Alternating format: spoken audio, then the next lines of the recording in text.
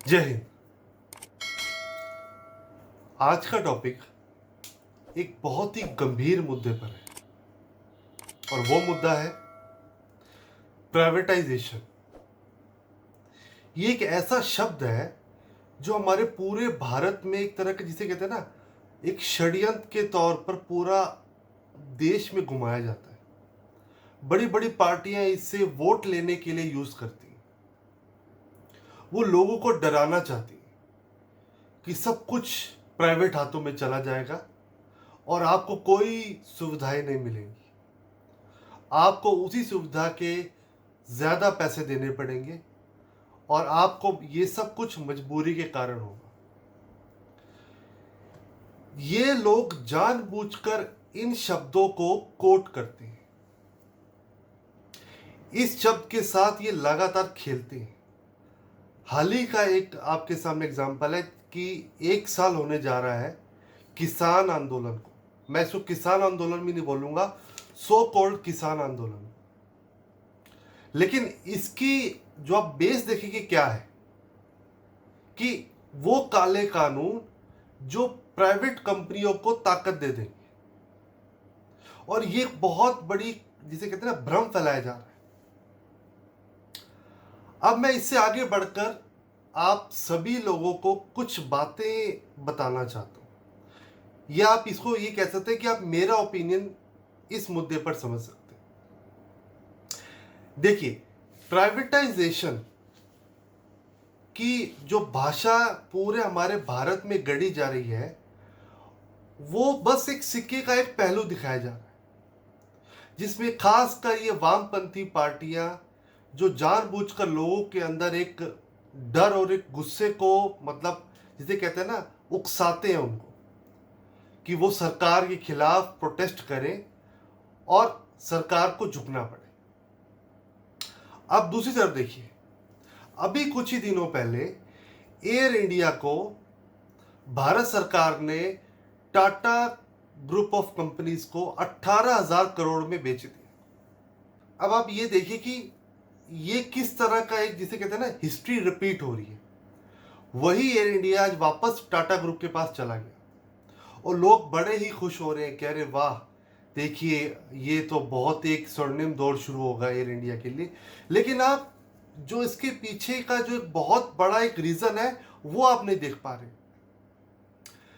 जब air India, जो आज की एयर इंडिया को जब टाटा के पास थी और जब सेंट्रल गवर्नमेंट ने उसको ले लिया उनसे, तो उसके बाद से देखिए एयर इंडिया की ग्रोथ कितनी हुई और किस तेजी से उनका डाउनफॉल हुआ। क्यों हुआ? क्योंकि एयर इंडिया सरकारी थी, सेंट्रल गवर्नमेंट के अंदर आती थी। सारी air hostess, cabin crew, pilot सभी को लगता था हम सेंट्रल गवर्नमेंट के पेरोल पे। इसके बाद से उनकी मनमानियां शुरू हो गई। मैं सभी को गलत नहीं कह रहा हूं, हो सकता है कि कई लोग बहुत ही जिसे कहते हैं पूरी निष्ठा से काम करते होंगे और वो रिटायर भी हो गए होंगे, लेकिन ज़्यादातर कैबिन क्रू, जो बाकी स्टाफ हो गया, उन सब का बिल्कुल नज़रिया बदल गया और उनकी जो सर्विस थी वो दिन ब दिन बदतर होने लग गई। चाहे वो कोई भी टीम हो उनकी, चाहे वो किसी भी तरह का कैबिन क्रू हो, एयर होस्टेस हो, उनकी सर्विस दिन ब दिन गिरती चलेगी। और यही सबसे बड़ा कारण था, यही सबसे बड़ा कारण था कि एयर इंडिया का सबसे बड़ा डाउनफॉल हुआ। और आज एयर इंडिया को भारत के अंदर भी, मतलब लोग उसमें जाना नहीं चाहते, क्योंकि प्राइवेट जो कंपनीज आ गई हैं उन्होंने बहुत अच्छी सर्विस और फैसिलिटीज दे रही हैं। मैं ये नहीं कह रहा हूं कि वो 100% बिल्कुल अच्छी फैसिलिटी दे रही हैं, बट वो एयर इंडिया से काफी अच्छी फैसिलिटीज देती हैं, वो भी सही दामों पर। एक मार्केट में कंपटीशन है, बहुत सारी कंपनी है। अब आप ये सोचिए कि अगर एयर इंडिया प्राइवेट हाथों में होती तो आज उसका ये बुरा हाल नहीं होता, क्योंकि ये सिर्फ एक ये एविएशन इंडस्ट्री में नहीं है, आप कहीं भी चले जाइए। एक और एग्जांपल मैं आपको देता हूं, आप हमारे बैंक में चलिए, सरकारी बैंक में जाइए आप, छोटे छोटे कामों के लिए लोगों को हमने कई महीनों तक धक्के खाते देखा है, और ये मैं इसका खुद भुक्तभोगी हूं। एक एटीएम के लिए मैंने पूरे 4 हफ्ते एक बैंक में चक्कर काटे थे, और जब आखिर में मैंने थक हार कर उनके जो मेन हेडक्वार्टर से मेल की, उसके बाद उनका खुद फोन आया कि आप एटीएम लेके जाइए। मतलब ये किस तरह, देखिए मैं पढ़ा लिखा था, मुझे सारी नॉलेज थी कि कहाँ पे अगर मेरा ये काम नहीं होगा तो मैं कहाँ शिकायत कर सकता हूँ।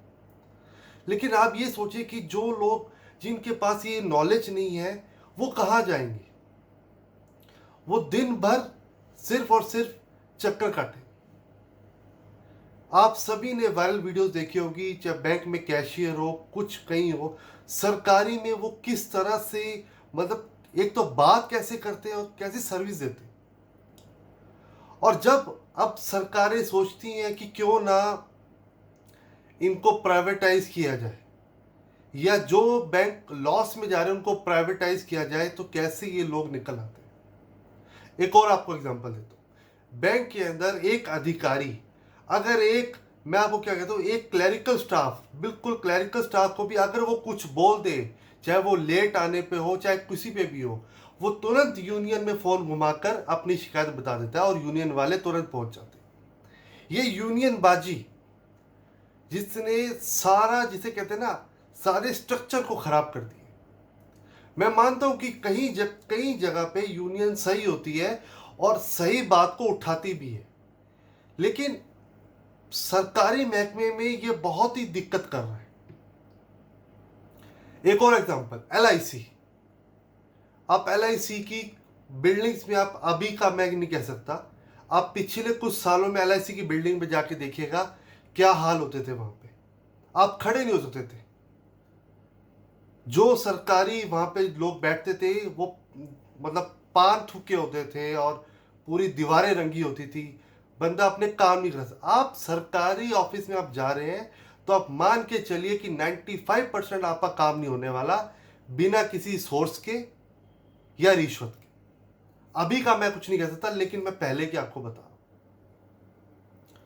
तभी ये प्राइवेटाइजेशन की बातें शुरू हुई, भारत में प्राइवेट बैंक आए।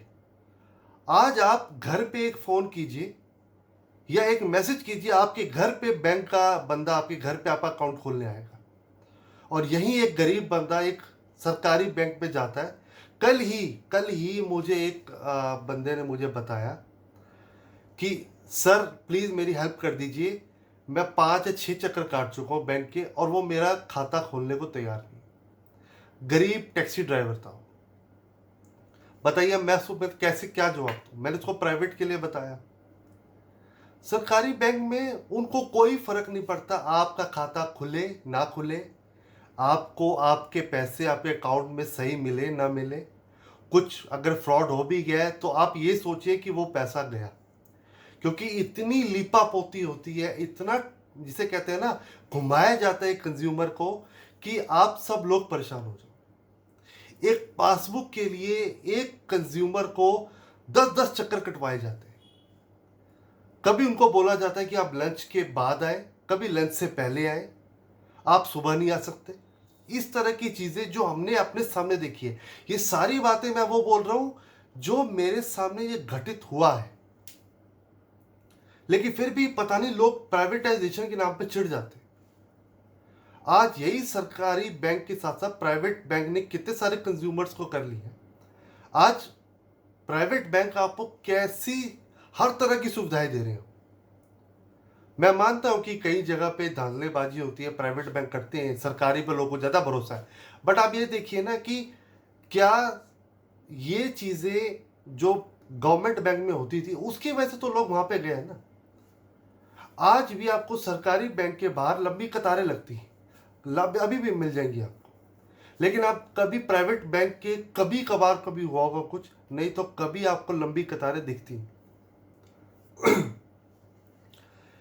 इससे एक और आगे बात बढ़ते हुए, रेलवे में अभी आपने देखा होगा कितनी बड़ी भ्रांति फैलाई गई कि रेलवे प्राइवेट हाथों में जाने वाला है। ऐसा कुछ नहीं था। सिर्फ कुछ चुनिंदा रूट्स के ऊपर 150 ट्रेनें, 150 प्लस ट्रेनें, मतलब जो अभी मौजूदा ट्रेनें चल रही हैं उसमें 150 ट्रेन को और जोड़ दिया गया है जो प्राइवेट चलेंगी। इसमें क्या दिक्कत थी किसी को? लेकिन एक भ्रांति फैलाई गई कि नहीं, रेलवे तो प्राइवेट हाथों में जाने वाला है। रेलवे का मतलब जिसे कहते हैं ना कि पूरा प्राइवेट हाथों में चला जाएगा, फिर क्या होगा पता नहीं। मैं आपको इसका बेस्ट सटीक एग्जांपल देता हूं, और ये आखिरी एग्जांपल है मेरा, क्योंकि ऐसे इतने एग्जांपल है कि मैं कई घंटों तक बोल सकता हूं लगातार। लास्ट एग्जांपल मैं आपको देता हूं टेलीकम्युनिकेशन में। आप सभी को याद होगा BSNL, MTNL। फोन आप करते थे, कॉल आपकी ड्रॉप होती थी। इंटरनेट तो आप भूल ही जाइए। जो BSNL का इंटरनेट लोग मतलब घर पे इथरनेट लगा के भी अगर वो चलाना चाहते थे अपने लैपटॉप या कंप्यूटर, वो नहीं चला पाते थे। एक जब एयरटेल इंट्रोड्यूस हुआ, भारतीय एयरटेल, तो कितना हो हल्ला मचा था। कितने महंगे प्लान होते थे, 500 रुपए का 1 GB डेटा होता था, या मेरे हिसाब से इतना, हमने तो इतने पैसे दिए।